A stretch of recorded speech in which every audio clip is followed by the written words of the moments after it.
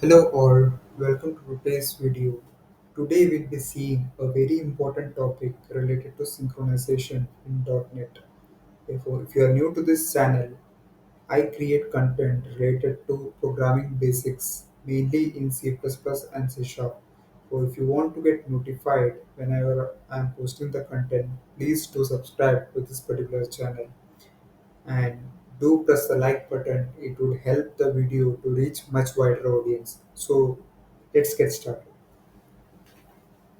For you might be today we'll be mainly concentrating on the concept that how to achieve synchronization in an async API.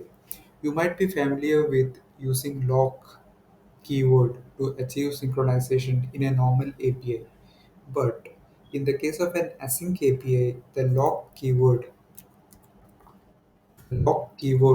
that we normally use will not work out. Why? Because in an async API, we will not be confident or we may not know whether the async API, after execution of the async task, executes or leaves with the same thread or not. Because after the execution of await statement, it can happen that the rest of the statements can execute in a different thread. So if you try to lock this particular block also, we are not sure whether that execution can happen in the same thread context or not. So that is why in an async API, it is very important to remember that lock would not work. Therefore, we have to find a an alternative way to achieve synchronization in an async API. For introducing Semaphoreslim, it is similar to semaphore, as the name suggests. It is kind of a lightweight version of a semaphore.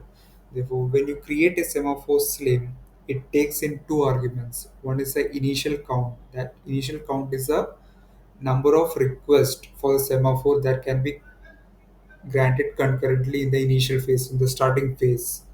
And this is the maximum count, maximum amount of threads or tasks which can be granted access to the protected region which we are trying to guard using the semaphore.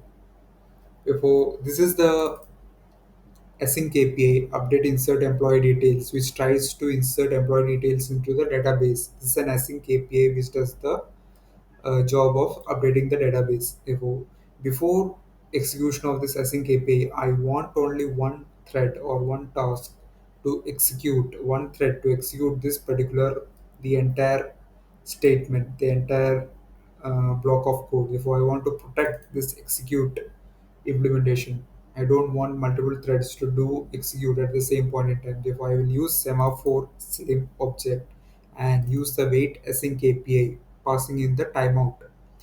Therefore, this means that this returns a boolean which indicates that if the current thread successfully entered semaphore slim within a specified amount of time, this will return true. Otherwise, it will return false. Therefore, if it returns false, that means the thread is not able to enter this secured region within this timeout. I am trying to return from this API. I'm not trying to proceed with the execution of this statement. So this is kind of a guarding our async API. We are making sure that our async API works on only one thread.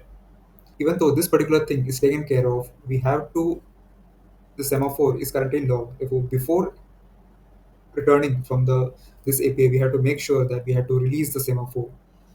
Therefore, this is pretty much important. Sometimes we forget to release the semaphore that can cause deadlocks or some synchronization issues.